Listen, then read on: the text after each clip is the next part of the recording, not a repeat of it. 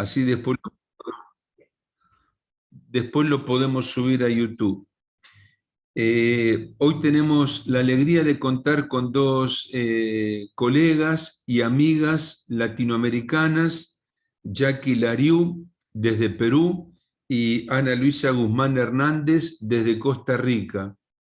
Jackie Lariu es educadora de la Pontificia Universidad Católica del Perú, especializada en educación inicial, consejera en logoterapia y análisis existencial del Instituto Peruano de Logoterapia Viktor Frankl, acreditado por el Instituto Viktor Frankl de Viena, Austria, tanatóloga del Instituto de Tanatología y Cuidados Paliativos de Perú, especialista en arteterapia, Instituto Europeo de Integración Sensorial, especialista en dolor crónico por la Universidad Autónoma de Barcelona, diplomado en Reiki japonés, Usui Shiki Ryojo, no sé si lo pronuncié bien, coach convención en educación, proyecto Amauta, lenguaje en señas nivel avanzado, y está cursando el segundo cuatrimestre de la maestría en psicopedagogía en la Universidad Internacional de La Rioja.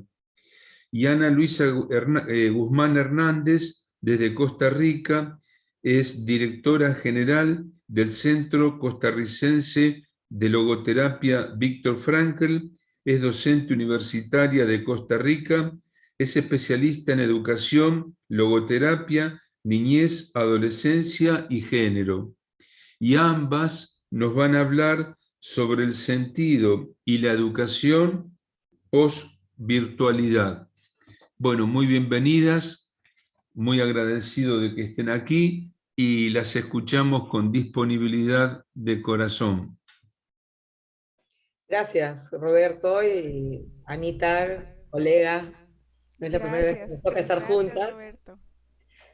Bienvenidos a todos, queridos amigos, con un mismo sentir el sentir del sentido, ¿no?, de la logoterapia.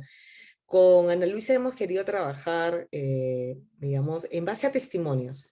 Y hemos hecho un pequeño video que lo vamos a repartir en 3 partes para poder tomar los temas, como nosotros hemos hablado desde la logoeducación, formando un triángulo, ¿no? Que es los maestros, los alumnos y los padres de familia. Poder conocer cómo se han sentido, cómo se sienten estas 3 fases o partes o formatos que forman este triángulo de la logoeducación. Anita, no sé si quieres ampliar algo más en la introducción para poder ir con el video de la primera parte. No, adelante, adelante. Aprovechemos el tiempo. Yo profundamente agradecida de compartir con todas y todos. Listo. ¿Ven el video? Sí, se está viendo ahí el sentido de vida en la educación. Sí, La lo que pasa es que no me acuerdo si puse el audio. Acá está, compartir con sonido. Acá está, ahora sí. Vamos con la primera parte.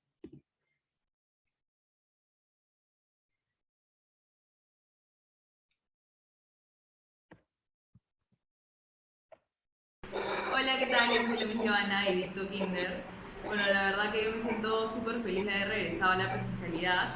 Definitivamente son nuevas rutinas, nuevas reglas, nuevos retos, pero no se compara con el estrés y la angustia que se vivió en los años de pandemia.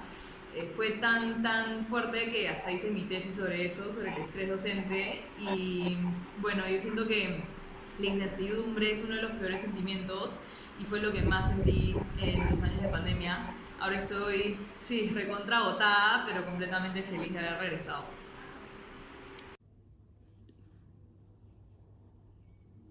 Hola a todos, mi nombre es Fabiola Meléndez, les hablo desde Guatemala.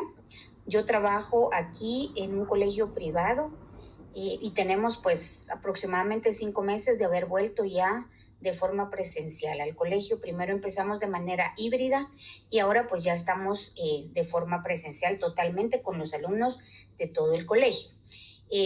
Trabajo en el programa de apoyo educativo, entonces a mí me toca trabajar con niños que necesitan apoyo en determinadas áreas. Y pues quiero contarles cómo me siento yo con la presencialidad después de este COVID que pues no ha terminado.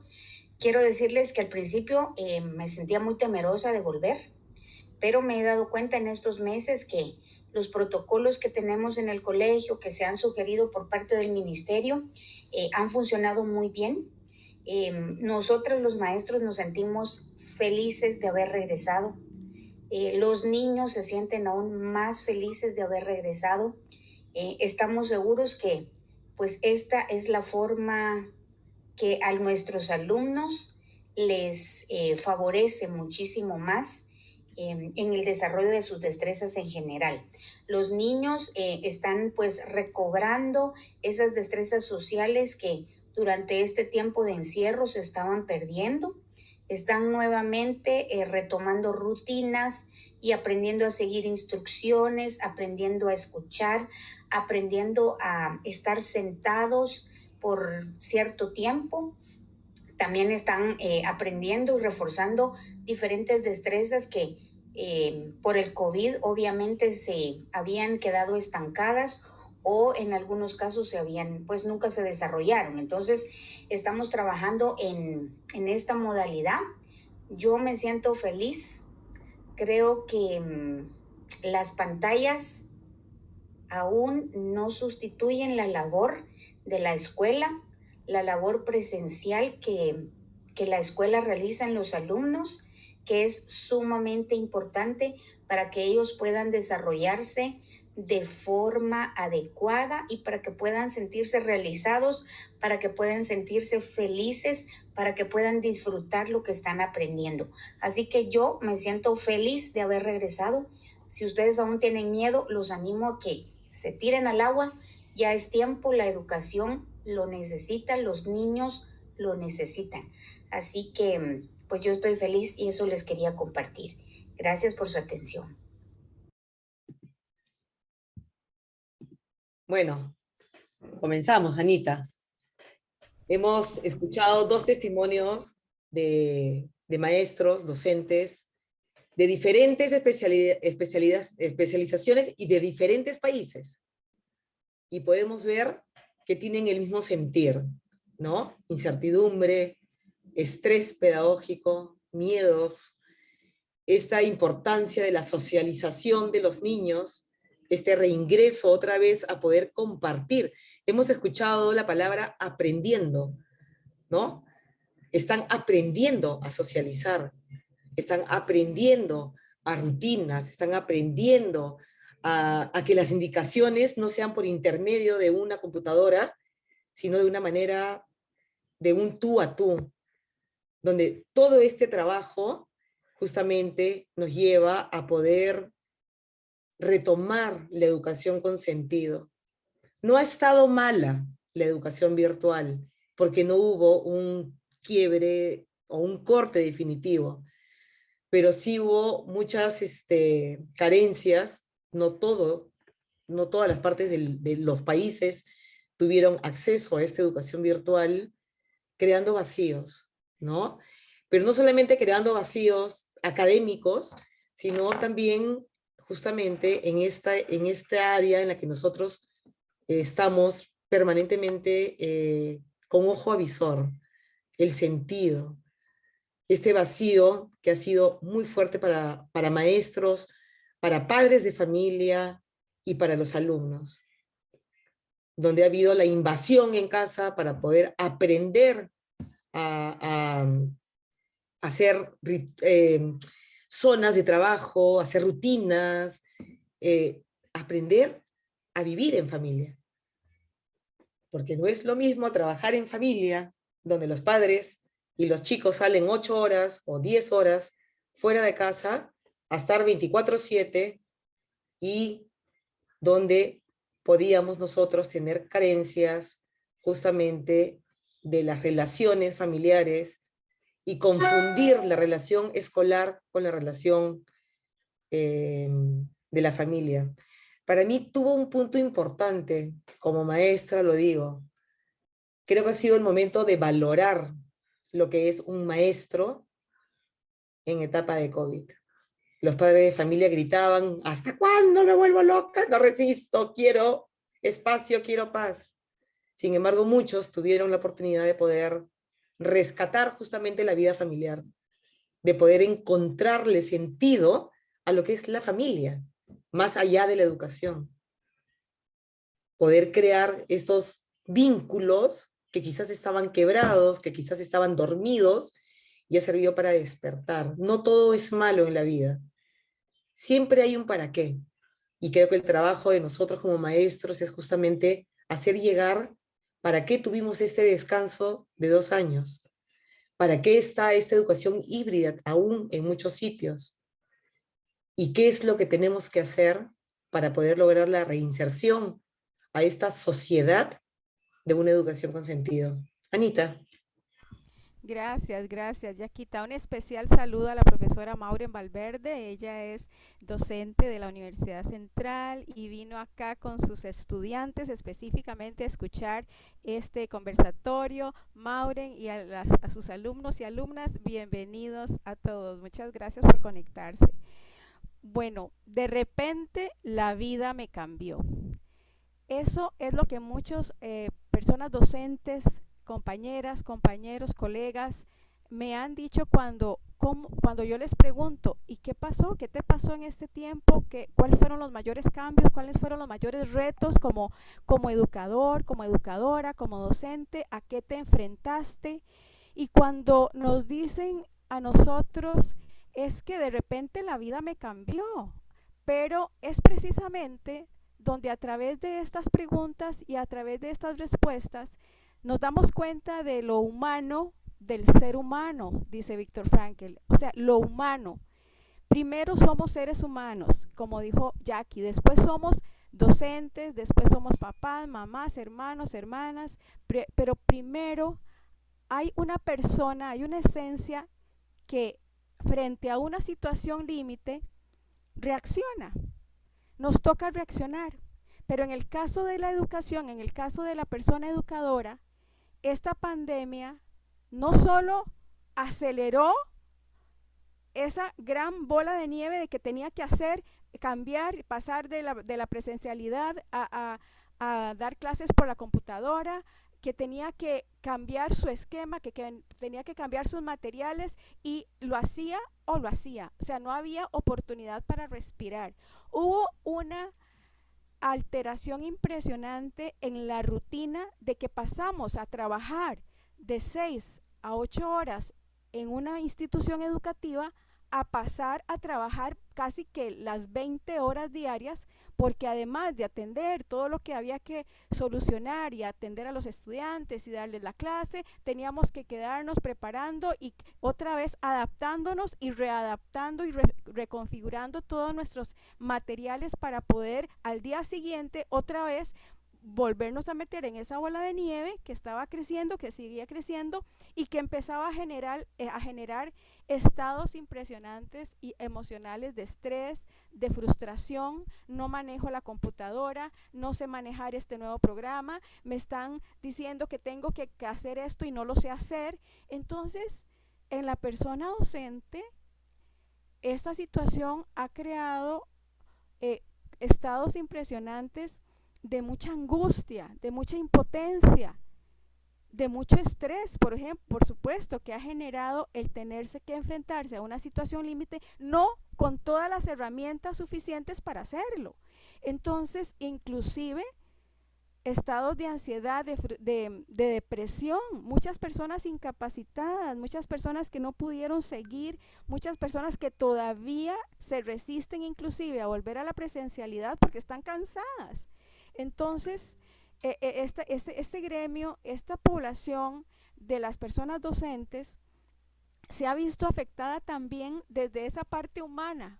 El estudiante, la estudiante también, los papás, las mamás, pero la persona docente ha tenido que hacer un doble, triple esfuerzo para poder adaptarse y para poder responder a una situación límite que le ha generado otras situaciones límite con respecto a la familia, con respecto a su propia salud, atender en este momento su aquí y su ahora, sus estados emocionales.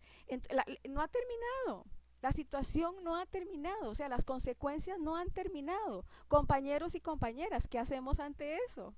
Desde la logoterapia, por supuesto, sabemos que ante una situación límite y desde el posicionamiento existencial, o sea, nos vamos a, valga la redundancia, posicionar ante el evento, ante la situación e identificar qué tengo para afrontar esa situación, pero sobre todo cómo lo utilizo, porque no es suficiente conocer los recursos noológicos, los recursos espirituales, los recursos no éticos que tenemos, no es suficiente, es importantísimo conocerlos, pero es más importante utilizarlos.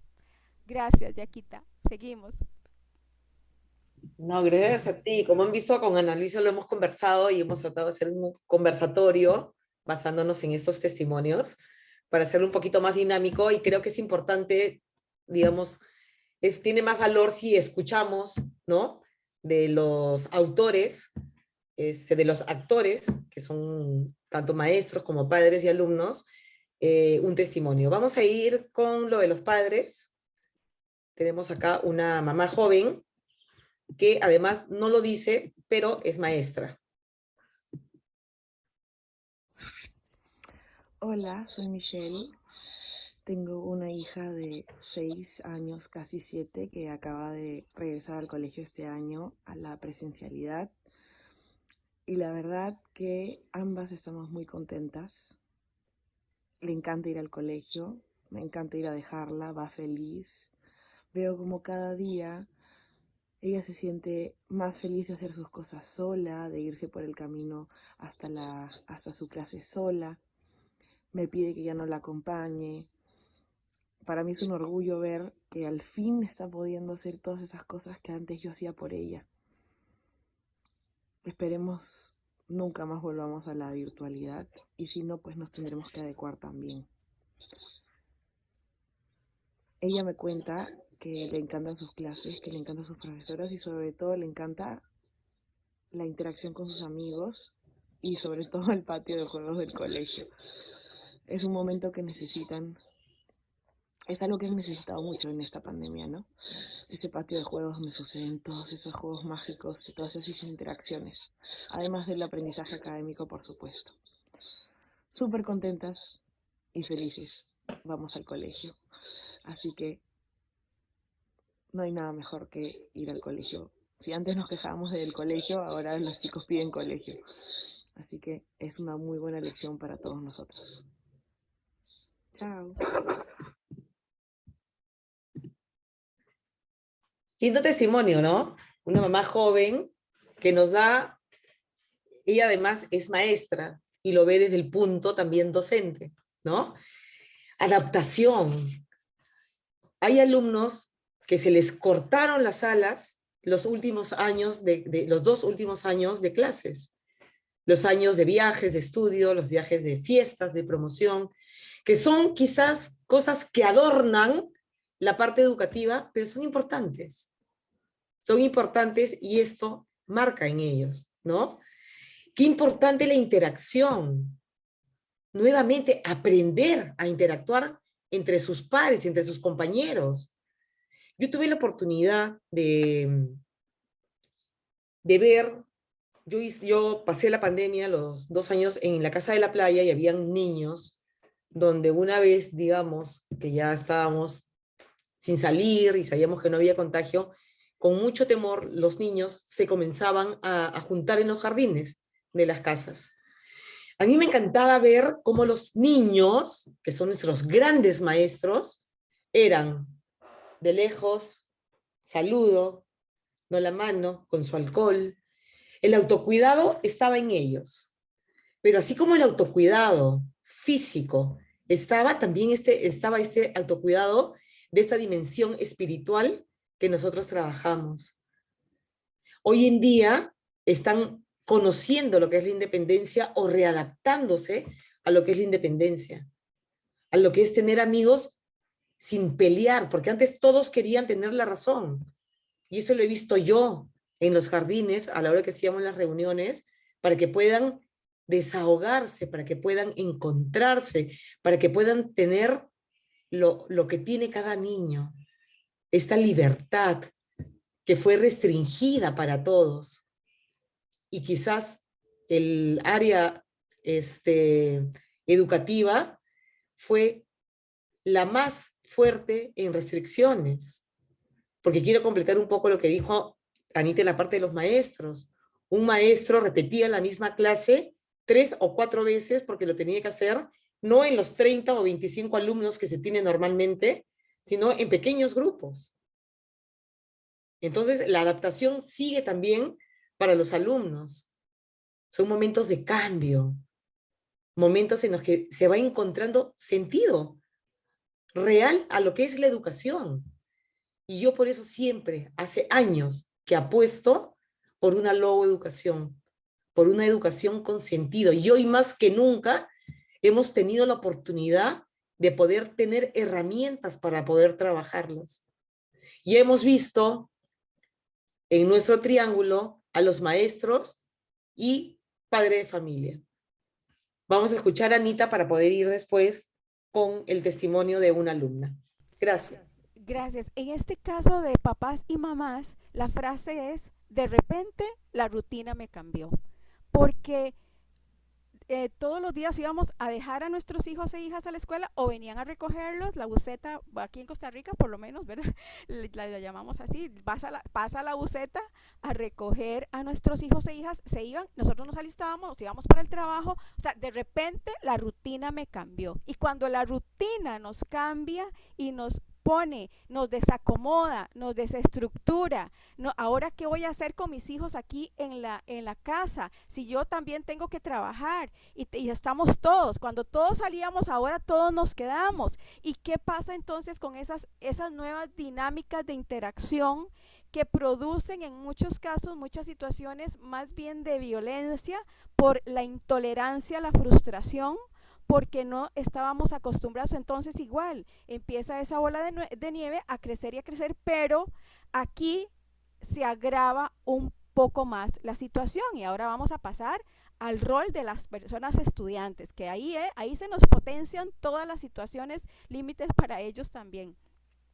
Pero para papás y mamás, entonces, esa comunicación, esa interacción, esa dinámica de relación y de interacción de papá, de mamá o de las personas que estaban ahí en su núcleo familiar más cercano, en cuanto al tipo de comunicación, al tipo de reacción, a las diferentes violencias que se presentan, a las diferentes situaciones de abuso inclusive que se dieron y se registraron y se evidenciaron en estudios serios de la UNICEF, por ejemplo, en donde dice que se potenció inclusive abusos sexuales, etcétera. Entonces se convirtió en un porcentaje interesante, el tema de la violencia, el tema de la poca capacidad de tolerar la frustración de las personas adultas que estaban alrededor de esas niñas, de esos niños en sus hogares. Eso creó muchísimo vacío existencial. Creó o está creando y se están trabajando y se está afrontando diferentes situaciones y del tema de las habilidades socioemocionales para afrontar ese vacío existencial, esa madurez no ética que desde la persona adolescente, desde las niños y adolescentes necesitamos mostrar de una manera lúdica, de una manera que ellos y ellas puedan comprender qué recursos poseen para también enfrentar la frustración de ver a su papá y a su mamá peleando porque no se toleraban o ahí en esos espacios, etcétera. Es impresionante lo complejo que somos los seres humanos, pero también es impresionante cómo el ser humano tiene la capacidad de resignificarse ante las situaciones límite y posicionarse de una manera libre, de una manera responsable, pero también de una manera que brinde evidencia real y acciones concretas para disminuir esa violencia, esos estados de ansiedad, esa frustración, desde una unidad, desde una potenciar la comunicación adecuada en las personas miembros de la familia, en donde puedan hablar de cómo se sienten, de qué piensan.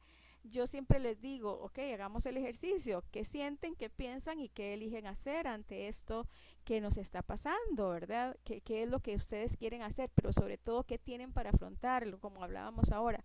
Pero sí, el tema de los papás y de las mamás también, su propio mundo complejo y desde la madurez de los papás y de las mamás, cómo han manejado su relación y su situación y su frustración con los hijos. Y eso es algo que queremos conversar con ustedes también.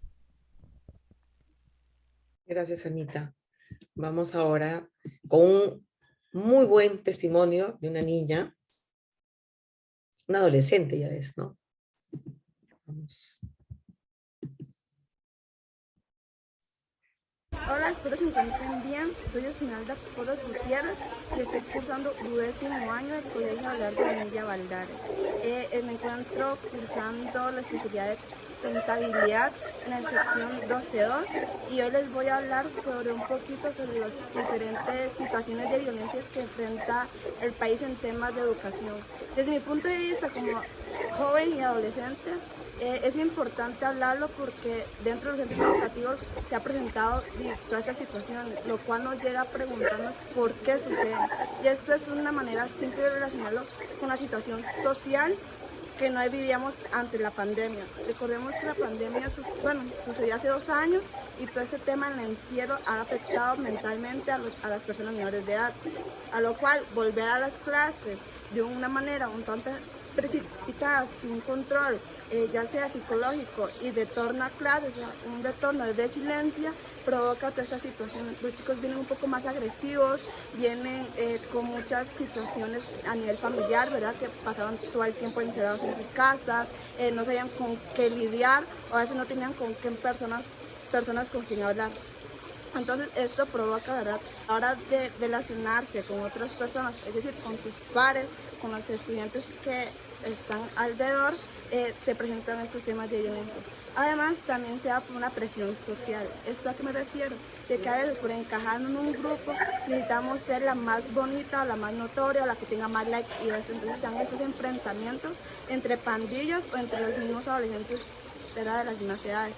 También se da por un tema de cómo no sé gestionar mis emociones. Esto se da también por la falta de trabajo socioemocional. Igualmente considero que algunas recomendaciones que se pueden realizar es brindar más temas de gestión de emociones como inteligencia emocional, el tema de grupos, fomentar el trabajo en grupos, hacer un proceso de acoplación o resiliencia después de la pandemia, sería post-pandemia a nivel social, porque si vemos que afecta a nivel educativo, la pregunta es cómo va a afectar a nivel ya social, cuando nuestros chicos no sepan gestionar sus emociones, estarían como, estamos abordando situaciones de violencia a nivel ya crítico a nivel país, entonces eso sería importantísimo. También es importante, de verdad, que las lecciones sean un poquito más extensas en temas de empoderamiento juvenil, en temas de recreación y brindarles a los chicos como toda esta gama de oportunidades. Muchas gracias.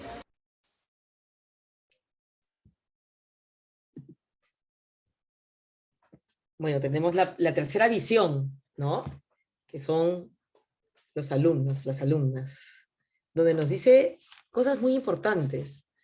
Una edad muy importante, además, la preadolescencia, donde después de estar encerrados, confinados, o como quisiéramos llamarlos, ven que este encierro ha afectado definitivamente la parte emocional, la parte social, la comunicación, ¿no? Porque no es lo mismo comunicarse por internet que comunicarse de humano a humano, de un sentir a sentir, recibiendo abrazos, miradas. Yo puedo leer la mirada por la computadora, pero no es lo mismo mirándolo, digamos, de una manera presencial. Ve la violencia, esta violencia que se ha despertado, se ha desencadenado en los centros educativos. El otro día me llamaron para ver a un niño de 10 años por problemas de tocamientos indebidos. 10 años. Donde no fue dentro de la hora escolar, sino en la movilidad, pero el colegio ha tenido que intervenir para poder, digamos, hacer un trabajo con la familia, ¿no?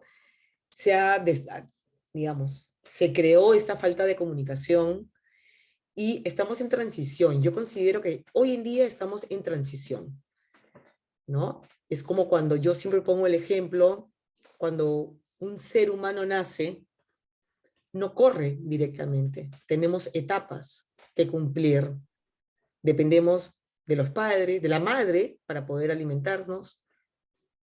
Nos comenzamos a levantar y nos caemos.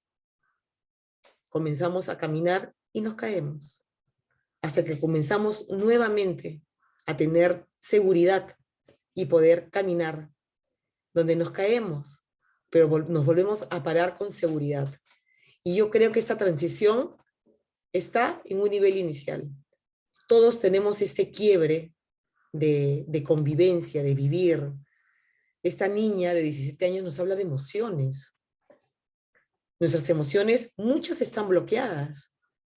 Y está en nuestras manos justamente poder trabajarlas, poder despertar esta dimensión espiritual sana que tenemos cada uno de nosotros para poder reintroducirnos a este mundo, a esta sociedad de una manera presencial, donde la virtualidad ha tomado mucho poder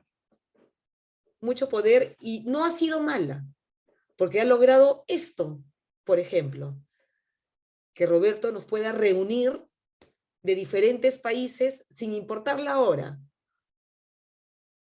pero tiene sus pros y tiene sus contras como todo en la vida. Entonces, no veamos como todo malo, sino rescatemos lo bueno y las cosas que tenemos que mejorar, que tenemos que aprender y poder agradecer a esta pandemia para poder lograr este crecimiento en el nivel educativo. Recordando este triángulo, yo tengo mi triángulo siempre, ¿no?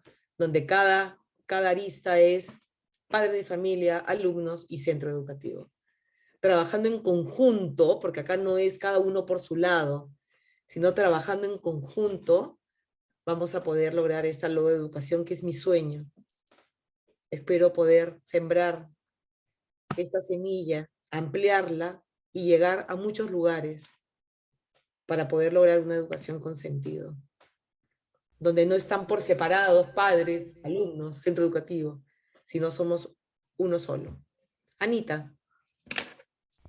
Eso que hablas, Jackie, es la rehumanización de los procesos. Necesitamos rehumanizar los procesos en la familia, en la dinámica de la comunidad, de la familia, de la escuela. Esta primera parte de nuestra participación y de nuestro encuentro con ustedes tiene que ver con el estado del arte, o sea, cómo estamos en nuestro aquí y nuestro ahora, después de la pandemia, cómo ha afectado a la educación y cómo ha afectado a los actores que están directamente involucrados y afectados por la pandemia en el ámbito educativo. Pero en este caso de los estudiantes, la frase que me dijeron mucho es: de repente la vida me quitó mi espacio seguro. Sabemos que en nuestros países, claro, hay muchos hogares en que son el espacio seguro para nuestros estudiantes y nuestras estudiantes. Pero hay hogares que no son ese espacio seguro. Y a estas personitas les quitaron de repente su espacio seguro, que era el colegio, que era la escuela, que era la institución educativa donde iban a recibir, a ser escuchados, así a aprender, pero más que todo les eran visibles, porque en muchos casos me decían algunos, es que en mi casa yo soy invisible, en mi casa nadie me pregunta cómo estoy, en mi casa nadie se preocupa qué necesito. En la escuela el docente, la docente, mi compañero, mi compañera se preocupan y dicen: ¿y por qué no viniste ayer? ¿Y qué fue lo que pasó? Etcétera. Entonces, este grupo de personitas que son las y los estudiantes, y esperemos, ahorita les vamos a escuchar a ustedes también. Por lo menos acá en Costa Rica, muchas de las situaciones y condiciones familiares, como alcoholismo, como drogadicción, como violencia doméstica, como falta de trabajo, porque la pandemia también dejó a muchas personas sin trabajo, enfermedades, cuánta muerte, o sea, muchas situaciones límite juntas.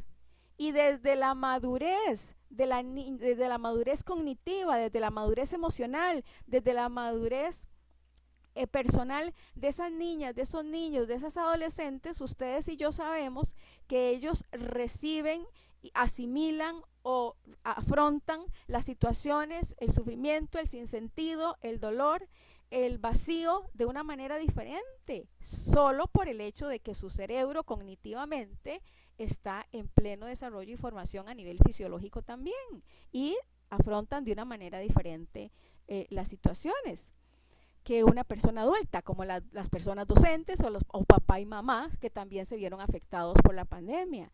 Entonces, un primer momento, un primer aspecto fundamental es esa rehumanización de los procesos, es comprender que primero somos seres humanos y después somos todo el montón de roles sociales que nos han asignado, y que primero necesitamos trabajar con la esencia de ese ser humano para que pueda identificar esos recursos no lógicos y pueda utilizarlos, como lo hemos dicho anteriormente. Entonces, por ejemplo, algo fundamental, la UNICEF ahorita en el 2020 indica que la pandemia, sumada a otras problemáticas que estructuralmente se han heredado en los diferentes países, sociedades, en las diferentes comunidades, en las familias, las dinámicas de interacción y todas estas situaciones también de drogadicción, alcoholismo, etcétera, etcétera, etcétera. O sea, la pandemia se sumó a todas esas situaciones que ya nuestros niños, niñas y adolescentes han venido experimentando. Y dice la UNICEF que en este momento el 19% de los niños, de los varones, se sienten angustiados. El 23% de las niñas se sienten angustiadas. El 7% de las niñas dicen estar enojadas y ansiosas constantemente, de manera constante, se sienten enojadas, se sienten frustradas, se sienten ansiosas. El 24% de las niñas dicen sentirse deprimidas, tristes, y que no se les quita esa tristeza. El 22% de los niños dicen estar deprimidos, con respecto a las niñas, que dice que son un 24%. Y el 15% de los niños dicen estar constantemente enojados y ansiosos, en comparación de ese 7% de niñas que dicen estar enojadas y ansiosas. Entonces, están experimentando y durante la pandemia, en el encierro especialmente, al quitárseles ese espacio seguro de interacción de iguales, de que podían manifestar, de que podían soltar, de que podían jugar, de que podían correr, de que podían estar ahí con sus compañeros y sus compañeras dentro y fuera del aula, pero estaban en una interacción con sus iguales. Eso, el quitarles eso de repente, les produjo una profunda tristeza, impotencia, enojo, ira, emociones reprimidas. Y por supuesto, se aumentó la somatización de las enfermedades. O sea, al no poder expresar, al no tener los espacios, al no saber cómo manifestar esa ansiedad, esa tristeza, se somatizó y se ha somatizado en el cuerpo de nuestros niños, niñas y adolescentes, y están enfermos muchos de ellos, y ya se está registrando, por supuesto, también eso. Pero también hay algo terriblemente, o sea, en nuestra realidad hay mucha ideación suicida, pero también muchos niños y adolescentes se han suicidado porque no soportaron algunos condicionamientos, inclusive de la casa, esos ambientes, esas interacciones, y el bombardeo de las redes sociales, en que se atacaban de una manera y se atacan de una manera impresionante nuestros niños, niñas y adolescentes a través de las redes, o son muy visibles y se atacan, o son invisibles y nadie les vuelve a ver, y eso también les produce vacíos existenciales y tristeza. Entonces, compañeros y compañeras, realmente ahora sí viene ¿qué podemos hacer desde la logoterapia? ¿Qué podemos hacer y ofrecer, proveer espacios seguros que, aunque la vida nos haya cambiado de repente a todos y a todas, el ser humano, como dice Viktor Frankl, es capaz de posicionarse, de salir de sí mismo, de posicionarse y de elegir qué quiere hacer ante lo vivido? Entonces, ahorita, Jackie nos va a decir qué es lo que sigue, pero a mí me gustaría mucho en algún momento escucharles a ustedes también de cómo también ustedes que han visto que nosotras no hayamos comentado en este momento, que también se ha presentado en su metro cuadrado, digo yo, en ese metro cuadrado en que estamos las personas docentes o las personas, los papás, las mamás, etcétera, esas personas adultas significativas en la vida de nuestros niños, niños y adolescentes, y cómo podemos apoyarles. Nosotros traemos algunas propuestas, pero también queremos escucharles a ustedes. Jackie. Gracias, Anita. Justo viene el poder escucharlos, el poder escucharnos, el poder compartir, el poder crecer, porque los que estamos aquí presentes es porque tenemos esa sensibilidad educativa para poder trabajar todo lo que está en punto suspensivo. Hemos escuchado testimonios desde las tres visiones, ¿no? Que son maestros, padres de familia y alumnos. Entonces, adelante, Roberto, estamos para poder abrir el diálogo.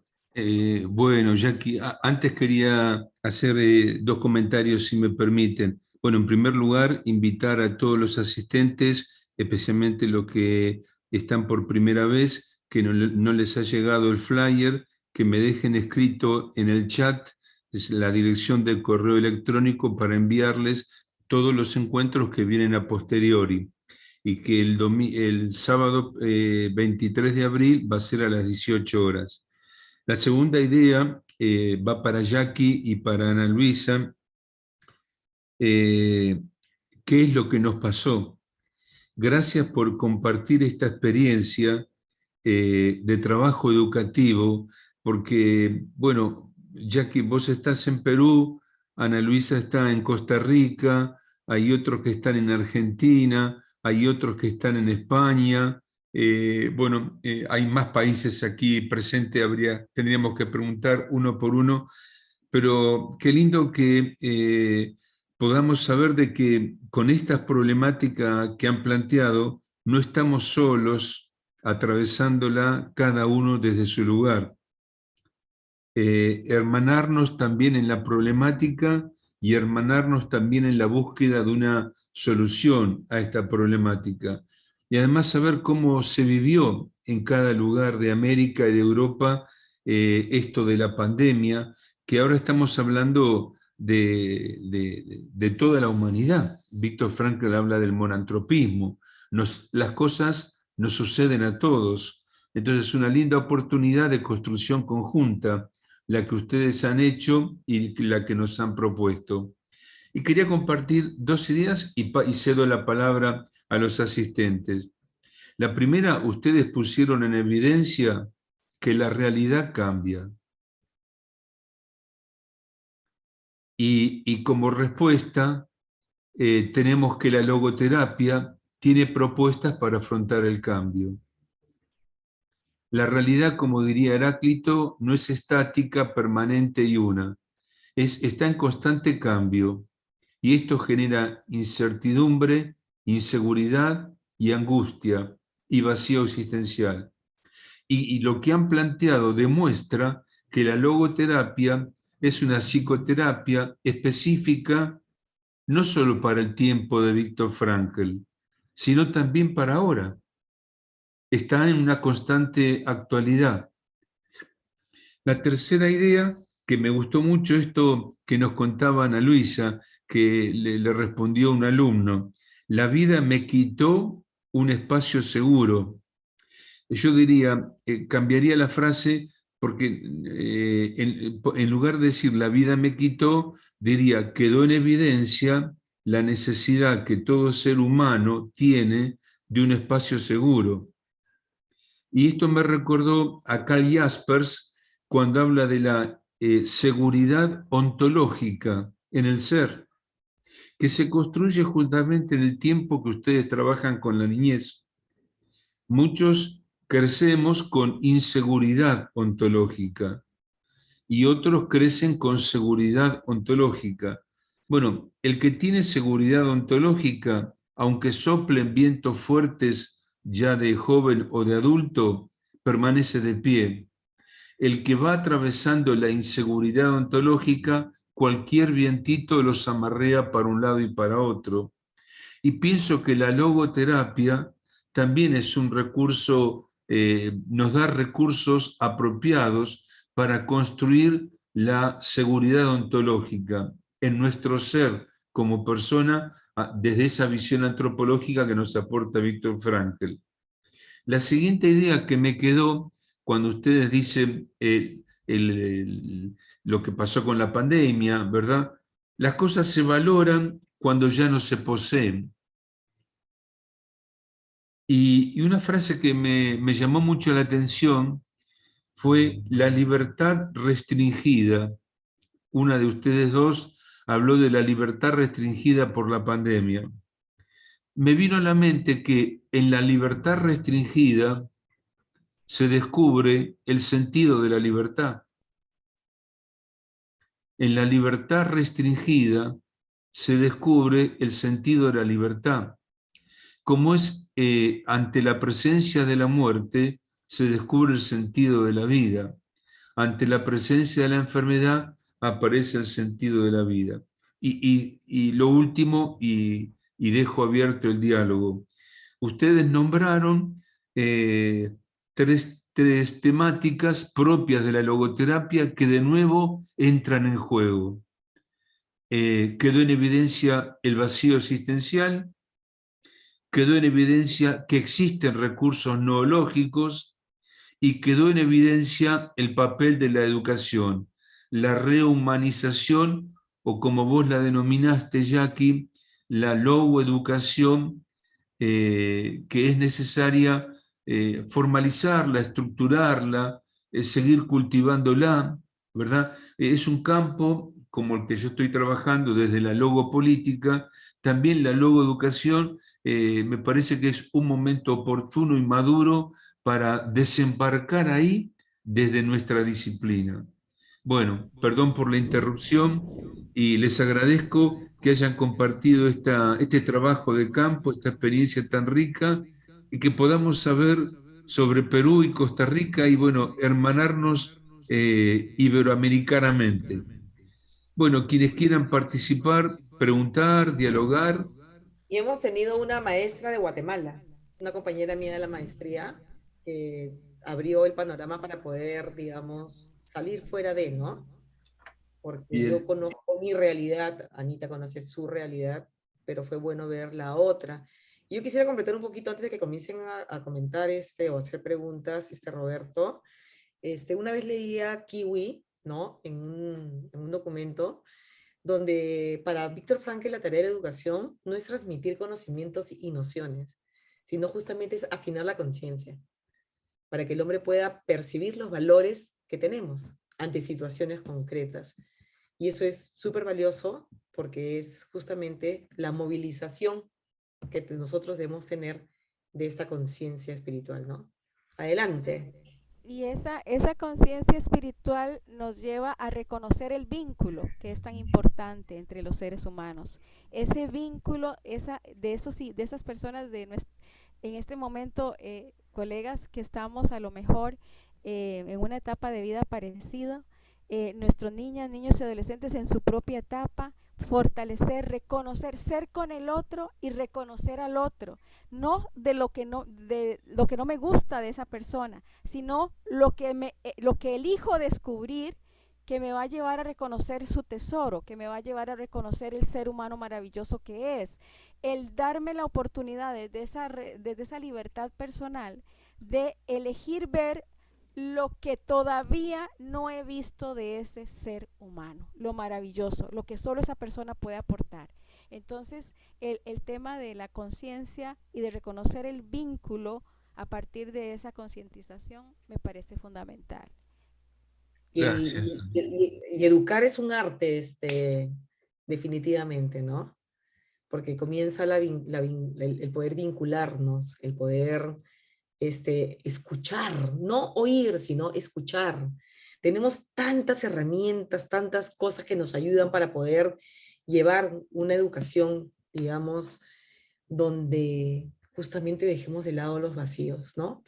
Mil disculpas, ahora sí podemos dar pase a las intervenciones. Quienes quieran participar, habilitan el micrófono o levantan la mano. Esto es un encuentro, es un diálogo, es un fogón. Un fogón alrededor del fuego, un encuentro de amigos, no es una clase, así que al doctor Martínez Romero, lo escuchamos, desde Galicia. De paso nos dicen de dónde son. Desde Galicia, España, ¿verdad, José? Buenas noches. Buenas noches. Para mí, buenas madrugadas. Sí, estoy acá en Galicia. Ustedes saben ya de otros encuentros que llevo unos cuantos años acá por voluntad propia, una elección. Después de 35 años de trabajo en la Argentina, he decidido hace muchos años radicarme en estas tierras que son de mis antecesores. Primera cosa, lo más importante es destacar la muy buena presentación que hicieron las colegas. La felicito porque están muy bien presentados. A pesar de la distancia en que está una de otra, han coordinado todo muy bien para hacernos sentir presencialidad. Estábamos todos con ustedes como presentes. Muy buena presentación. Pero además, tomando cosas que ustedes mismos dijeron, sobre todo conceptos muy importantes como la rehumanización de los procesos que son necesarios en este momento, y esto último que mencionó Muchi, de la importancia de lo que ustedes presentaron desde la logoeducación. Él señaló su propósito de presentarnos tanto en un libro que ya sabemos que está ahí, como en futuras presentaciones acerca de la logopolítica, tan importante en estos momentos en todo el mundo y acá en Europa especialmente, que estamos ante una situación de posible guerra local, pero que puede ser extensiva a otros niveles, con consecuencias directas sobre nosotros, aunque estamos lejos de España, de Ucrania, en cuanto a aumento desmedido del costo de los alimentos, de los insumos de nafta, de la situación de tensión y de crisis. Es decir, parece mentira que las guerras sigan estando en el pensamiento del hombre. Pero entonces, señalar que nos pusieron en presencia las cosas que tienen que ver con la educación, pero ustedes, sobre todo, en educación en niños y adolescentes. Yo eso de tratar a niños y adolescentes hace muchísimos años, con educación siempre tuve relación con lo universitario, pero me gustaría seguir señalando cosas que ustedes hicieron en comparación con lo que es mi práctica, la psicoterapia. Y esto de la virtualidad tiene sus pros y sus contras, como dijeron ustedes. A mí me pareció muy importante, que fueron señalando cosas precisas. Entonces el confinamiento, por supuesto, aumentó la agresión en las familias y hay... aquí, yo ahora estoy hablando de España de estos últimos días, cantidad de asesinatos, de lo que le llaman ahora la violencia vicaria, es decir, padres que matan a los hijos, ¿no? Por vengarse de las mujeres, saliendo del confinamiento. Hay muchísimas situaciones terribles de agresión familiar por haber estado confinados y haber sido dominadas esas mujeres muchísimo más que antes por el maltratador. Pero bueno, hay aumento de la agresión en la familia en todos los niveles, pero también hay aumento de las relaciones afectivas. Está la parte buena, pro y contra, la doble cara de la moneda. Y también hay una vuelta a la presencialidad en la educación y en montones de otras actividades, pero con la otra contrapartida de que el uso de la virtualidad ha llegado para quedarse, como ustedes mismos dijeron, y yo estoy de acuerdo. Ha llegado para quedarse en formación, que es lo que estamos haciendo aquí, en atención clínica inclusive. Es decir, yo atiendo ahora todos mis pacientes son virtuales, porque por mi edad, por mi distancia y por los contactos que tenía con algunos de antes, es decir, yo estoy atendiendo virtualmente. Esto va en contra de toda la formación que tuve desde años, ¿no? Acerca del encuentro, la presencialidad del encuentro en el análisis existencial y la logoterapia, el yo y el tú y el nosotros de la relación. Lo tenemos que aprender a llevar a la atención a la virtualidad. Y ustedes dirán, ¿por qué?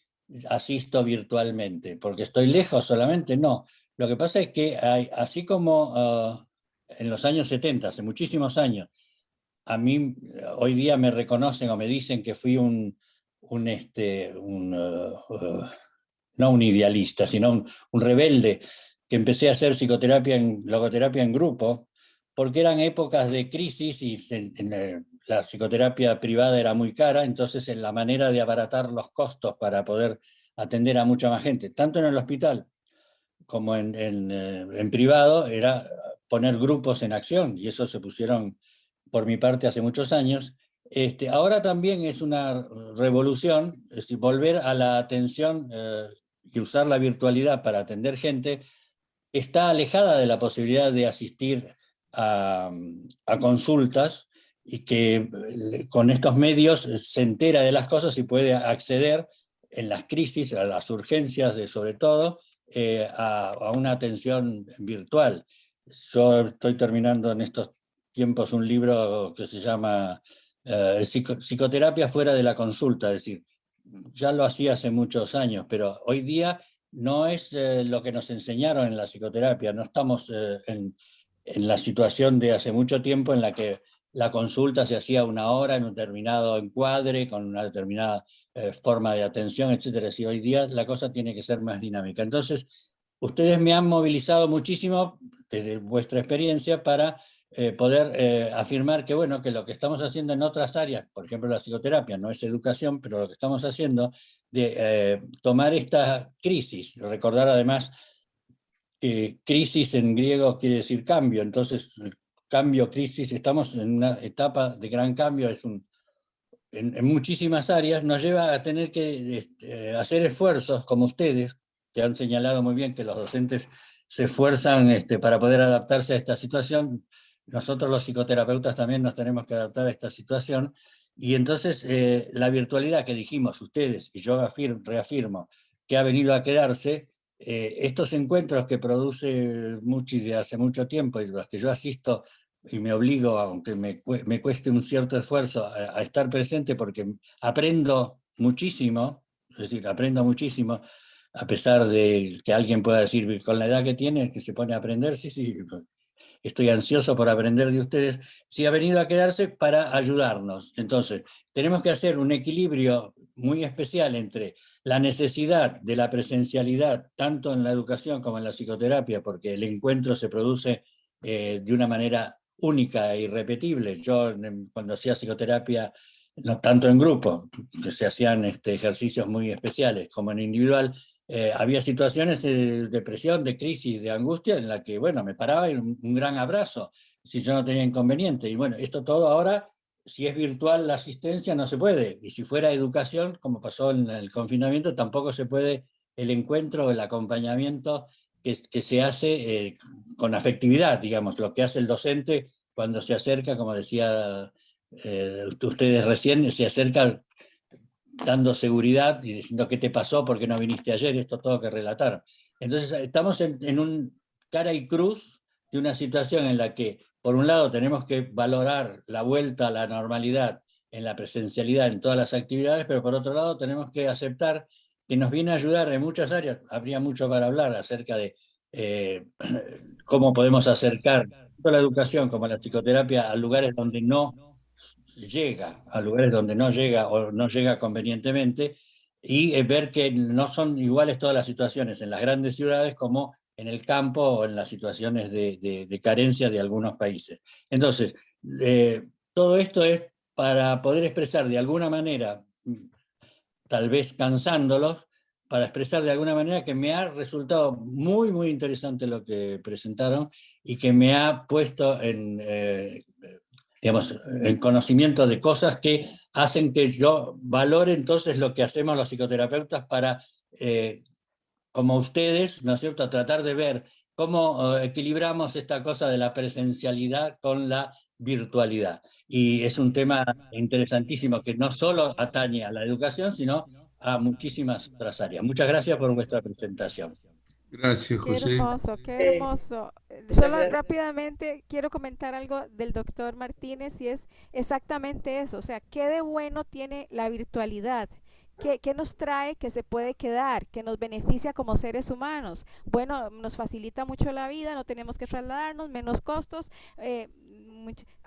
El tema es que hay muchas personas que a lo mejor no tienen todo el acceso a internet, etcétera, etcétera, etcétera, pero nos toca desde los estados y desde la política también proveer esos servicios para que todo el mundo seamos inclusivos y que todas las personas tengan acceso a.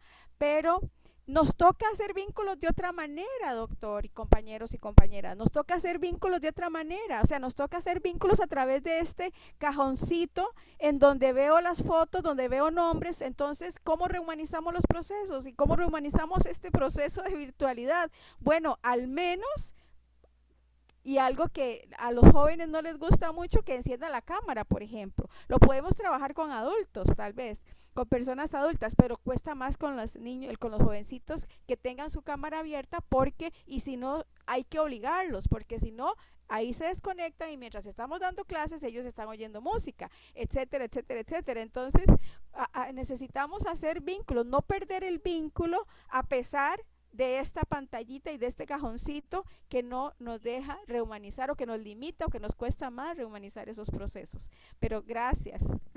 O sea, yo quiero agradecerte, perdón, un ratito complementando, no complementando, sino agradeciendo tus palabras, de verdad que nos comprometen a seguir trabajando más por la educación mundial, porque como no nos hemos enfocado en un solo país. Y algo de lo que dice Ana, ¿no? Yo, ¿cómo hago para que poder lograr que abran sus cámaras, ¿no? Yo les digo, chicos, estamos en clase y en este momento todos nos vamos a poner una bolsa negra de basura en la cabeza. Así es como nos vemos cuando estamos en un Zoom con las cámaras apagadas. Entonces me miraron y me dijeron, qué mala eres. Entonces una dijo, qué buena eres. No me había puesto a pensar así. Le dije, yo estoy con 30 bolsas de basura, en lugar de verles sus lindas caras dormidas, en pijama, no importa cómo están, pero me gusta verles la cara. Entonces, hay que darles también herramientas para despertar. Porque esta generación es una generación muy conformista, ¿no? Se adapta muy rápido a lo fácil.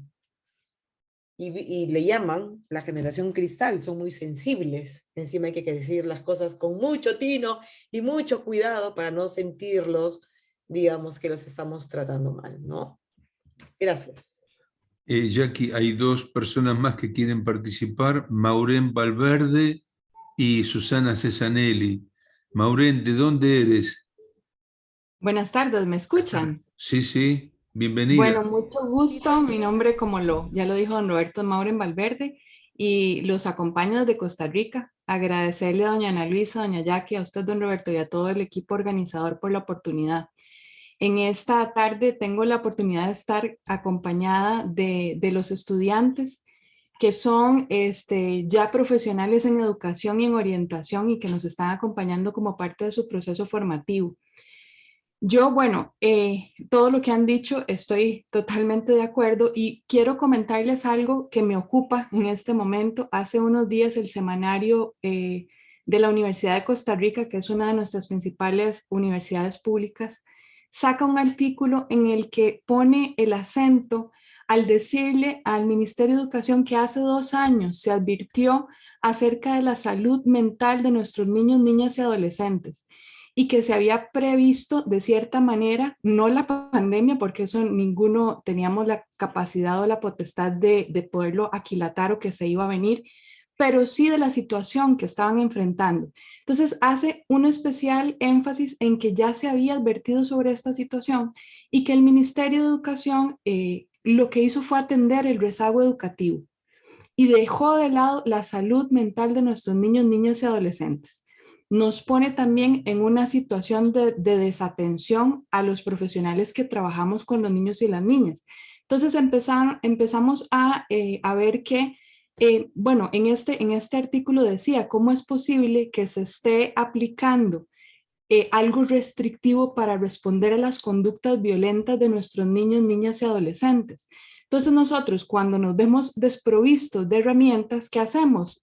Lo normativo, aplicamos reglamento, abrimos los procesos, activamos protocolos, cosas importantes que hay que hacer, ¿verdad? Hay que hacer, tenemos que hacerlo, pero a mí lo que me preocupa es que se nos está saliendo de las manos el cómo contener y cómo acompañar a los estudiantes. Pero aún, además de esto, como decía ahora don Roberto, las cosas nos suceden a todos. Entonces, parte de lo que me ocupa, más que me preocupa, me ocupa es la situación que han estado manifestando los docentes, los orientadores, que son los equipos con los que yo trabajo, de cómo hacer para acompañar a los niños, niñas y adolescentes en este proceso, si es preciso que también nosotros como equipo multidisciplinario también podamos resignificar esto que nos está sucediendo, porque también nosotros estamos cargados, no solamente de lo que nos pasó a nivel personal, sino de cómo el gobierno enfrentó la situación y que el mismo ministerio de cierta manera nos dejó, o los colegios profesionales nos dejaron a la buena de Dios, como decimos aquí en Costa Rica, ¿verdad?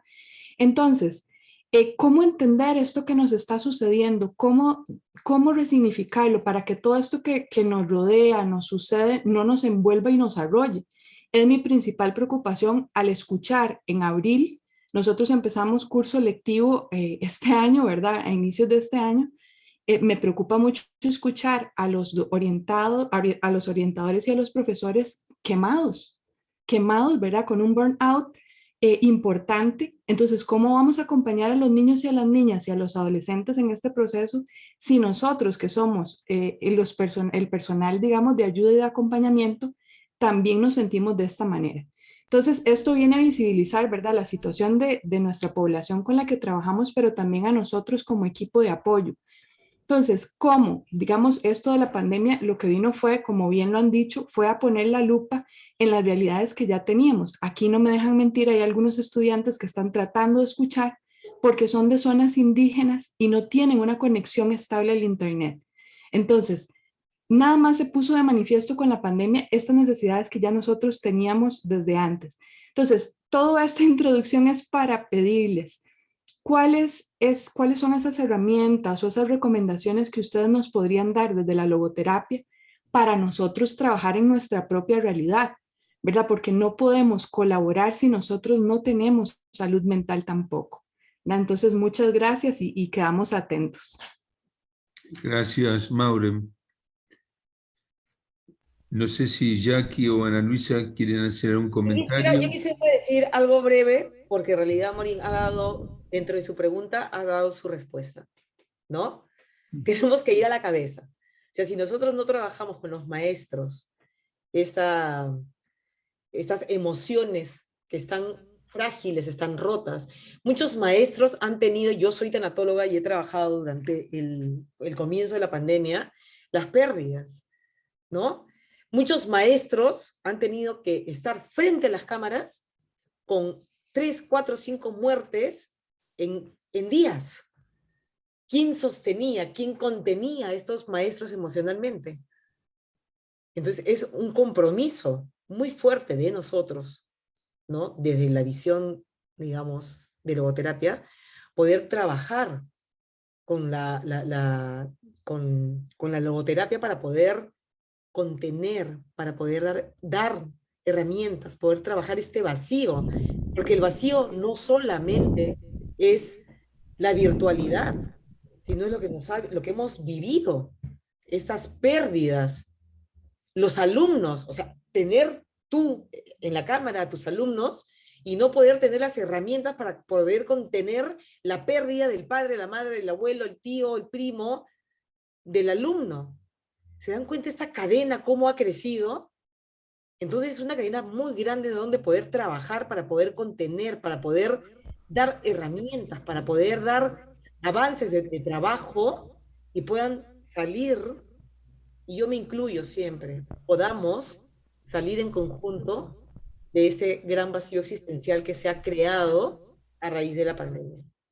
Y rápidamente, o sea, vamos a ver, hay algo que se llama voluntad política, y la voluntad política a veces carecemos de esa voluntad política a nivel estatal para atender a todas las personas y a todas las necesidades, porque no hay recursos o no se puede. Ahora, una acción concreta desde lo que, por ejemplo, el Centro Costarricense estamos trabajando es trabajar en las comunidades en su metro cuadrado. ¿Cuáles son los recursos que tienen la institución educativa a nivel de comunidad para desde ahí utilizar los recursos desde psicología, desde las municipalidades, desde los gobiernos locales, desde la sociedad civil, pero dentro de la institución educativa, qué recursos existen en ese metro cuadrado que me pueden ayudar a hacer algunos talleres, a atender, a hacer algunas horarios de atención psicológica, de acompañamiento emocional, desde los recursos que se tienen a nivel local o en ese metro cuadrado de esa institución educativa.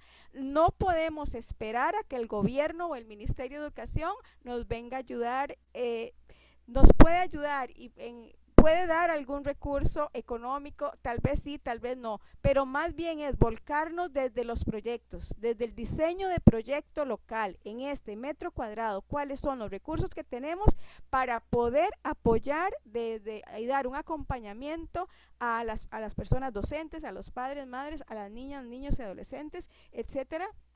El diseño de proyectos, el utilizar los recursos y no esperar la voluntad política, sino ver qué tenemos en nosotros, en este metro cuadrado, para poder dar respuesta a ese problema inmediato. Esa es mi sugerencia. Gracias, Ana Luisa. Tenemos 3 personas más, Susana, Mónica, las 2 de Argentina, y Marco desde Uruguay. Susana. Hola, buenas tardes. Sí, estaba pensando, interesantísimo el tema realmente, y estaba pensando en que hemos sido todos confrontados por esta pandemia, ¿no? Que puso al descubierto todas las carencias que tenemos, todo el vacío, ¿no? Y qué bueno que sea la comunidad de padres, la comunidad de la escuela, los niños, todos. Y estaba también viendo que en lo profesional uno tuvo que hacer de pronto también contactos virtuales, pero qué imprescindible era tener antes una primera entrevista al menos con la persona real, ¿no? Y decía yo las diferencias, ¿no? Que lo virtual nos permite llegar más lejos, y en este ámbito de personas que todos estamos con el mismo interés, evidentemente nos espirala, como diríamos, ¿no? Y nos entusiasma, pero creo que lo real define aquel compromiso que tenemos directo con las personas que la vida nos va poniendo, ¿no? Y que el resto es como para, bueno, ojalá podamos lograr esta gran humanidad, hacer una sola, ¿no? Estamos todos preguntados. Me parece que la realidad nos ha movido el piso con esta situación, y que nos ha, como vos decías, hecho pensar en esto de este poder ser nosotros, ¿no? La seguridad ontológica, es decir, volver sobre nosotros a preguntarnos si estamos siendo humanos, ¿no? Porque todo lo que este vacío ha creado es esa pregunta, ¿sí? Si yo estoy pudiendo ser siendo, ¿no? Y por eso la logoterapia me parece que es tan vigente, y que me parece una llamada a volver a los valores, en todo sentido, para que seamos sustentados, ¿no? Y encontremos ese camino. Creo que es una gran oportunidad, porque estábamos en una cultura del tener, y esto nos ha puesto en una cultura del poder ser, ¿no? Nos ha sacudido a todos, y es bueno, duele, genera angustia, desestabiliza, pero bueno, nos saca de las seguridades que teníamos, que la carrera no sé, de lograr prestigio, de lograr cosas, ¿no? Y nos ha hecho volver sobre lo esencial, ¿no? Me parece a mí. Bueno, gracias, Susana. Mónica, y después el doctor Marco Diseñi. Mónica, te escuchamos. Mónica, tenés muteado el micrófono. Ahora sí. ¿Se escucha ahora? Ahora sí, sí. Bueno. Primero, un gusto realmente muy interesante las ponencias y los aportes de todos. Bueno, yo coincido con el tema de que la virtualidad vino para quedarse, y que realmente deberíamos dejarla, no en su totalidad, pero bueno, nos permite comunicarnos y participar, por ejemplo, de estos encuentros tan ricos. Y me parece que bueno, que también tendríamos que dejarla en educación, tal vez no en totalidad, pero sí parcialmente, porque bueno, es probable que en algún momento tengamos que recurrir a ella nuevamente. Lo que sí me parece, digamos, como un punto a tener en cuenta, creo, como una, no sé si una deuda, porque trabajamos bastante, pero por ahí tendríamos que trabajar un poco más los educadores, es con el tema familia, ¿sí? Es decir, estos papás donde, bueno, están deseando que vuelvan los docentes porque no saben qué hacer, creo que, bueno, lo que tenemos como pendiente es acercar esas familias a la escuela para que de alguna manera juntos podamos trabajar y no solo, digamos, que los chicos puedan encontrar modelos y proyectos en la escuela, sino que también puedan estos papás, como ellos, apropiarse de valores, ¿no? Entonces, bueno, creo que el tema de las tradiciones, de los valores y de los proyectos pueden ser de gran utilidad en cuanto a la búsqueda de sentido. Personalmente yo trabajo en muchas escuelas como, bueno, como coordinadora, como orientadora, también como profesora, y lo que me llamó la atención este último tiempo es que los alumnos no adquirieron los contenidos. Bueno, los contenidos los van a poder adquirir en algún momento, eso no es lo que me preocupa. Lo que me preocupa es que nadie estuvo con ellos como para ayudarlos, o como se decía antiguamente, ¿no? Sentarse a hacer la tarea, o escucharlos, o mirarle la carpeta. No hubo nadie.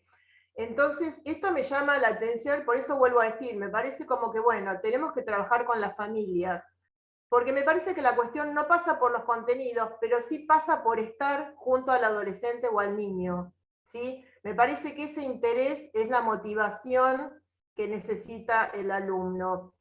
Y otra cosa que también me sorprendió mucho es empezar a conocer a muchos papás de jóvenes especiales que se acercaron, se presentaron, me contaron de la problemática del joven, para hacer un trabajo juntos.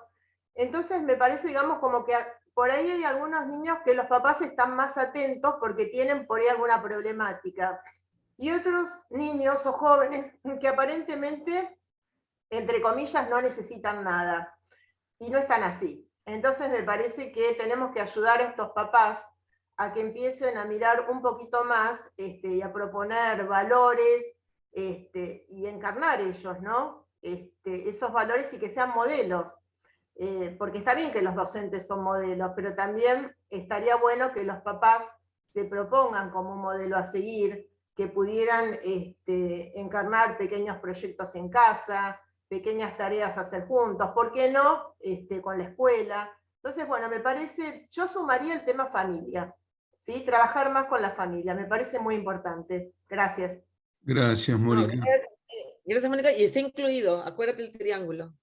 No sacamos a los padres de familia, es importante tenerlos a ellos, ¿no? Y el acercamiento es totalmente importante para poder tener este triángulo, porque si no queda una de las aristas de este triángulo quedaría abierto. Y la idea es poder tenerlo, este triángulo cerrado, ¿no? Gracias. Está también el doctor Marco Diseñi desde Uruguay y Claudio Portela, creo que era desde Bahía Blanca. Marcos, ¿estás ahí? ¿Cómo están? ¿Me escuchan bien? Ahora sí, sí, te escuchamos y te vemos, Marcos. Bueno, da para mucho, pero quería hacer algunas reflexiones. En realidad la virtualidad ya venía creciendo en la medida de los avances científicos y tecnológicos. Lo que ocurre en el contexto de la pandemia es que cambia el ritmo de inserción en nuestra sociedad, que se transforma en imprescindible. Ahora, eso va, yo no sé si viene para quedarse. Yo creo que va a haber como un movimiento de péndulo, en el cual va a haber una especie de hambre de presencialidad, pero luego vamos a volver a un predominio mayor de la virtualidad con respecto a lo que era antes. Eso es obvio, ¿no? Porque va a acelerar. El único riesgo es que el aumento, digamos, el avanzar en superficie no vaya en perjuicio de la profundidad. porque se multiplican las pantallas y se multiplican las imágenes, pero qué tanto contacto profundo tenemos cada uno, ¿no? Eso me parece importante. Algo, esto que atraviesa todas las generaciones y de lo cual todos tenemos que aprender, ¿no? A mí me recordó un poquito lo de la neurosis dominical de Frankl, como si fuera una especie de neurosis pandémica, porque se paró de pronto todas las rutinas y es como cuando hay un ventilador funcionando de fondo y no lo escuchamos hasta que se detiene. Cuando se detiene nos percatamos que algo que era rutinario comienza a no estar. Entonces al no estar nos interpela, ¿no? Bueno, entonces hay una normalidad evolutiva más que una vuelta a la normalidad, ¿verdad? La normalidad siempre es evolutiva, pero vale la pena consignarlo. Si no hubiera habido pandemia tampoco seríamos los mismos. Lo que pasa es que la pandemia nos descarriló, nos dio como decimos en Uruguay, un estate quieto, una especie de cimbronazo. Y lo que afecta a cada uno afecta a todo el entramado social. Así que todos los problemas personales son problemas de la trama, del entramado. A mí me parece que, y terminando un poco, yo tuve una cierta actuación hace años, por unos cuantos años, en un servicio de hemato-oncología en el Hospital de Clínicas. Y ahí la situación de los pacientes era muy angustiante y muy rápida en sus desenlaces. Entonces, lo que tiene que tener el conjunto, ya sea de docentes o de personal de la salud, es una instancia de psicohigiene personal. Una instancia donde se puedan solucionar los problemas, donde se puedan volcarlos y solucionarlos en conjunto por parte de los educadores que educan o del personal de la salud que trata. Eso me parece muy importante, ¿no? Utilizando recursos técnicos al servicio de esta psicohigiene de quienes cuidan, para cuidar a quienes cuidan. Bueno, eran algunas reflexiones. Agradezco mucho y felicitaciones a las expositoras.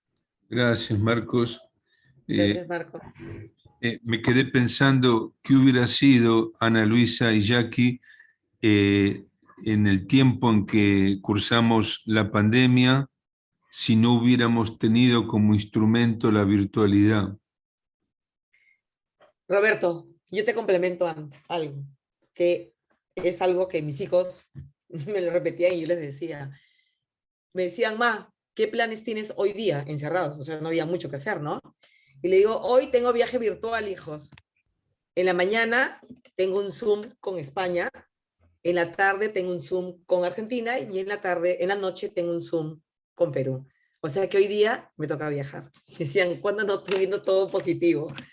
Porque ellos sí, el encierro, el confinamiento, como que, y además trabajan permanentemente porque mis hijos son adultos y tienen trabajo y hubo un poco de abuso, ¿no?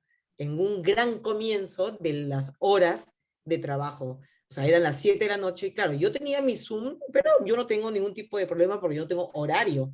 Ellos son dependientes de una empresa donde eran las 8 de la noche y los llamaban y yo les decía, cuelga. Me decían, no puedo, cuelga. A esta hora no se trabaja. Se te pasaron ya tus 8 horas de trabajo. Hasta que poco a poco las empresas tomaron a tomar conciencia, y eso también es educación. O sea, si nos ponemos a pensar, todo es educación.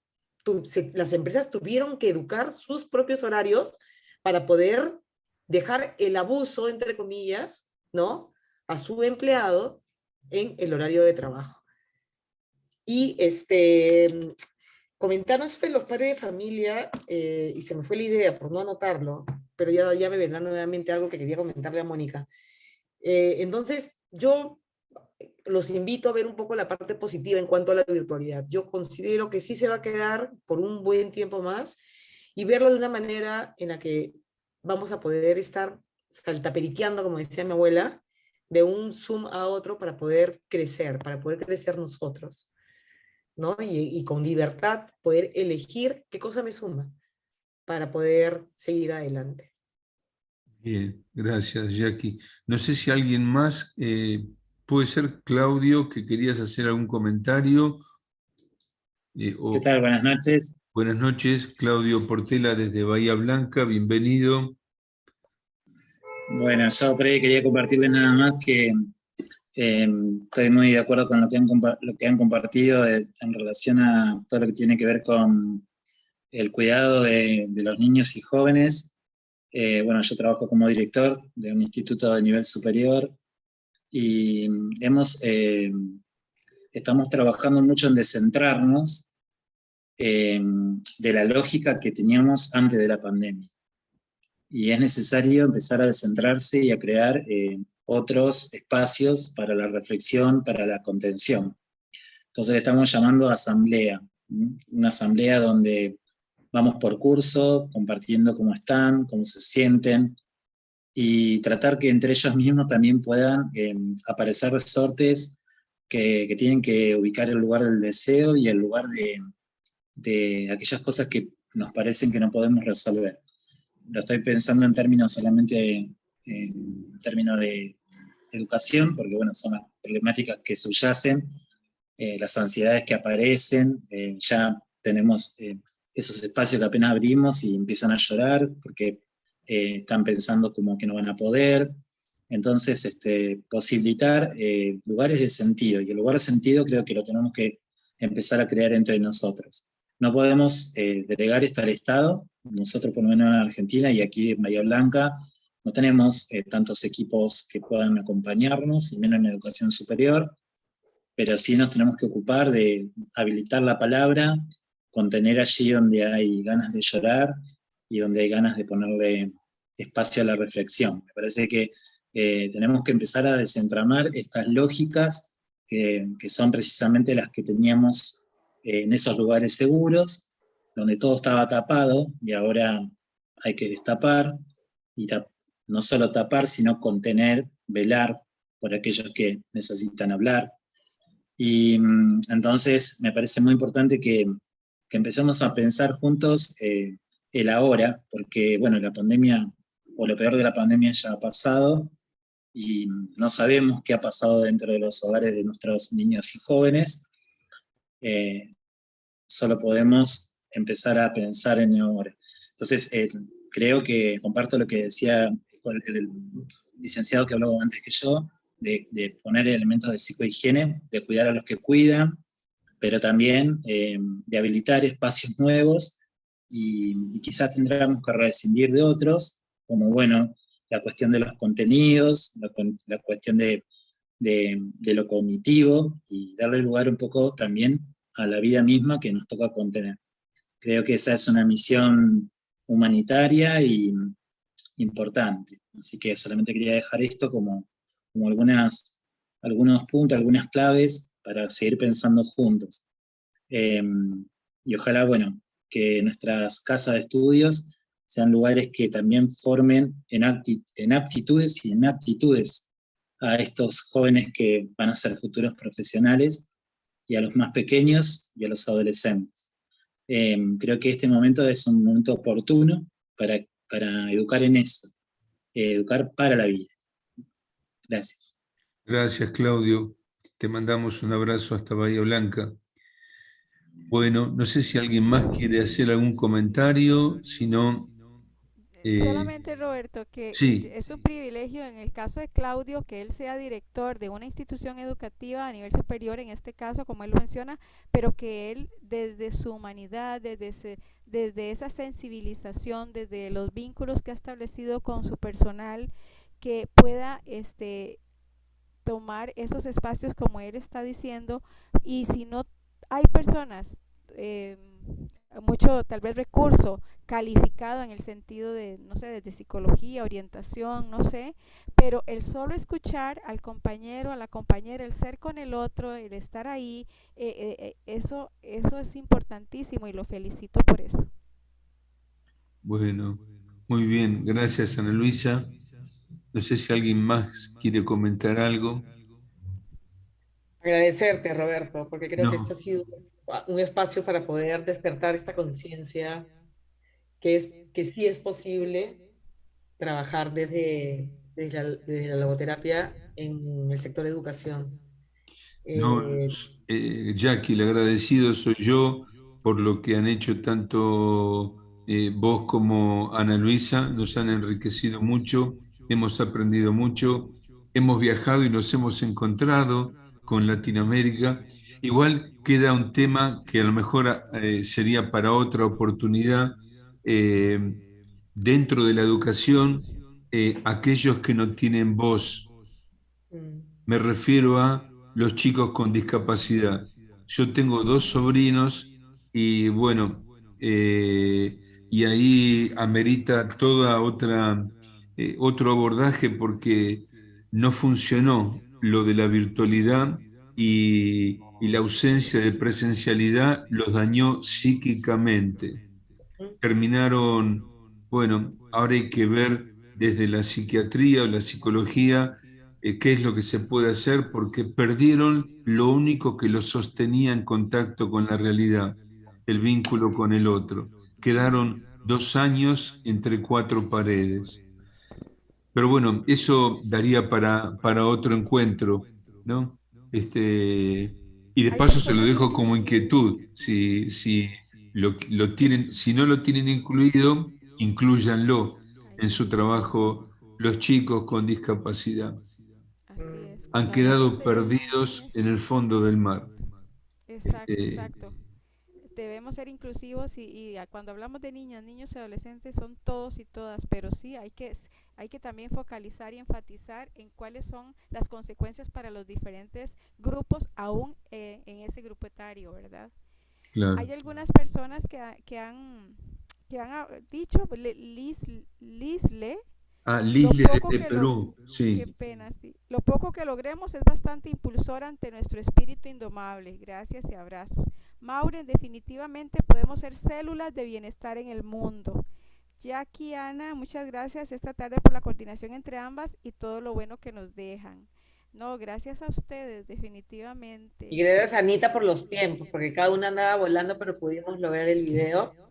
Era la idea de poder mostrar, porque creo que era más, más sumativo, ¿no? Era una manera de poder sumar, porque no es lo mismo lo que yo cuento que lo que yo escucho de la propia persona, ¿no? Y solamente, Roberto, si algún estudiante, Maureen, tuyo, del grupo, orientadoras, educadoras que quieran también aportar o hacer un comentario general. Y también Liz le levantó la mano desde Perú. Bueno, ¿quién? Ok, sí. Ya te dejo, Robert, que usted haga el cierre. Sí, muchas gracias. Ajá, okay. Muchas gracias. Realmente es un tema que da para mucho. ¿Por qué? Para mí, la educación, me dedico también como formador y creo que el rol de formador, para mí es el rol que solo tenemos que agarrarnos con esa situación indomable como seres humanos. ¿Por qué? Por mucho que nos dediquemos, siempre vamos a tener muchas cosas que quedan en el aire. La formación es lo más difícil verdaderamente. Es la carrera que lleva el padre, la madre, que por más que se dediquen, siempre va a haber algo que falte. Nosotros, por eso, el docente siempre fue llamado el segundo padre, que muchas veces, hoy en día, por la ausencia de los padres, por razones laborales, etcétera, etcétera, nosotros asumimos el primero, pero son grandes retos, lo grande, por eso decía, lo poco que logremos es bastante dentro de la educación, más aún, estar aún con falencias, creo, en esta virtualidad, nos indica que no agachamos la cabeza, que más bien es un impulsor, es un reto. Por eso la formación, que es formar para la acción, es lo que nos mantiene, y lo poco que hagamos es bastante, y lo importante es permanecer, continuar, siempre manteniéndonos con el espíritu indomable del cual nos hablaba también Víctor Frank, el grande, porque no hay formación sin valores. No hay educación sin valores. La educación tomada como formación, más no solo como instrucción, sino formación. La educación. Entonces, yo agradezco muchísimo realmente esta ponencia, y como bien lo dijo también el doctor Roberto, da para mucho más, porque hay mucha gente que se ha quedado con grandes déficits. ¿Por qué? Porque no tenían ni siquiera la instrumentación para poder conectarse y recibir que sea una clase virtual. Otros que no había, como han quedado en el caso de algún tipo de disfuncionalidad, podríamos decirlo así. ¿no? Por excepcionalidades, entre otras razones, como llamemos, pero que ahora podemos poco a poco ir pensando en ellos como ya está saliendo a la luz, ¿no? Pero veamos, son grandes retos. Al ser humano no lo planta nadie ni de estas benditas pandemias. Y aquí seguimos con virtualidad, pero de alguna manera esta relación nos facilita, como Jackie también lo dijo. Bueno, hoy tengo viajes, voy a estar acá, voy a estar en Argentina, voy a estar en Europa, y esto nos unifica, así como nos unificó esta bendita pandemia, en esta solidaridad que se amplió ahora más que nunca y lo hemos vivido y los tenemos a flor de piel, también ahora sí se universalizó, diría, todo este criterio de solidaridad, de hermandad, porque nos une y todos estamos remando en el mismo sentido. Aún con la gotita que pongamos, con el granito de arena, con el ladrillito que pongamos, como lo querramos expresar, pero estamos presentes en lo mismo. Hay mucho para dar realmente porque hay mucho que nos necesitan. Pensaba también en los niños que son promedio de 3, 4, 5 años, el proceso social. 2 años enclaustrados, pero que ahora tenemos retos para poder nivelar en todo nivel, veamos, ¿no? Incluso nosotros mismos, el hecho de la afectividad, yo digo, Dios mío, estos niños, después de estar confinados 2 años, volver a reencontrarse con sus compañeritos, ¿cómo será? Ahí no hay máscaras, hay toda una carga emotiva bárbara que desborda al ser humano. Y esto es lo que tenemos que valorar, acoger y encauzar.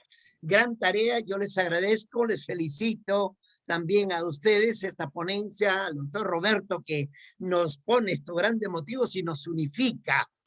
Marco, Jackie, Luisa, a todos, muchísimas gracias. Muy amable por darme este minutito. Gracias. Muchísimas gracias y adelante. Gracias, un abrazo. Muy amable. Ana Luisa, vos comentabas de que había alguien más que quería hacer una intervención.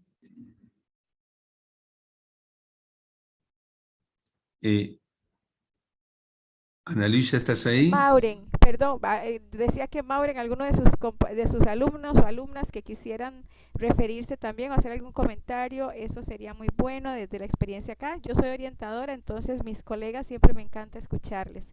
Y mientras tanto, dice Nora, muchas gracias por esta tarde como docente que ejerció 40 años en el nivel inicial. Puedo decir que en el 2020 fue mi último año de trabajo a pesar de la virtualidad. Logré crear un vínculo afectivo muy fuerte con muchos de mis alumnos y muy buen vínculo con el grupo de padres.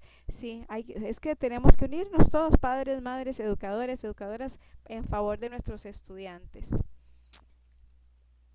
Listo, eso era una invitación a Jackie. Muchas gracias y muchas gracias también a Roberto y a todas y a todos. Entonces, no habría nadie más que quisiera comentar algo. Ya redondearíamos el encuentro de hoy. ¿O hay algún alumno, alumna que iba a hacer algún comentario? ¿No? Es que, no, pero si no quieren, no se preocupen. Bueno. Creo que Bueno. has salido de la sesión. Bueno, Jackie y Ana Luisa, les agradezco de corazón la gentileza y la generosidad que han tenido de compartir este trabajo que están haciendo tan bonito, tan hermoso, tan valioso por los jóvenes, por la sociedad, por el mundo, por la logoterapia. Y además lo han hecho sin pedir nada a cambio.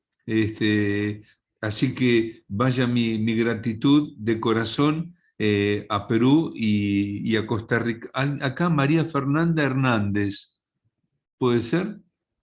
Sí, María Fernanda. Hola, buenas tardes. Muchísimas gracias a todos. Hola. En realidad fue una experiencia sumamente provechosa. Yo soy orientadora, fui estudiante de la profe Ana Luisa, la verdad fue muy gratificante poder volverla a ver y poder aprender nuevamente ya como profesional en sí, ¿verdad? Toda su experiencia, es muy bonito poder compartir nuevamente, ¿verdad? Dentro de la universidad pudimos hablar un poquito de logoterapia, pero nunca la había visto apoderarse del tema como tal ahorita y verla compartir con profesionales como ustedes, ¿verdad? Como Jackie, Nora, los demás.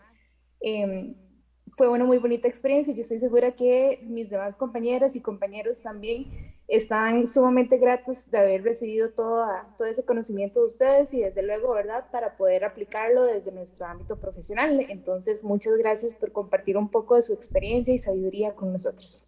Gracias, María Fernanda. Les pediría a todos los que no les llega el flyer que me dejen su correo electrónico para enviarles los siguientes encuentros.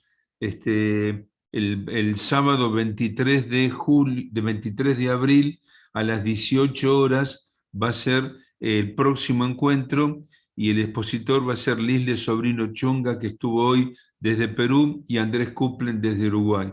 Bueno, nuevamente, gracias de corazón a Jackie y Ana Luisa. Nos hemos enriquecido todos. Les deseo a todos una muy linda Semana Santa, un lindo Domingo de Ramos mañana, y los que quieran volver a ver el encuentro del día de hoy, lo pueden ver a través de YouTube. Bueno, si no hay ningún otro comentario. Sí. ¿No sacas foto? ¿No sacas? Ah, bueno. Es que no sé cómo se saca foto, Ana Luisa. Jackie sí sabe. Jackie. Ok. No sé cómo. Ahí voy con la foto,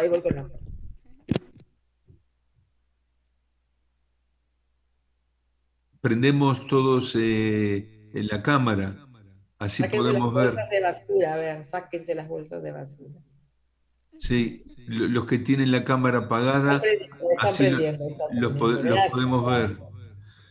Ahí vamos, 3, 2, 1. Listo. Una más, porque abrió Berenice después de la foto.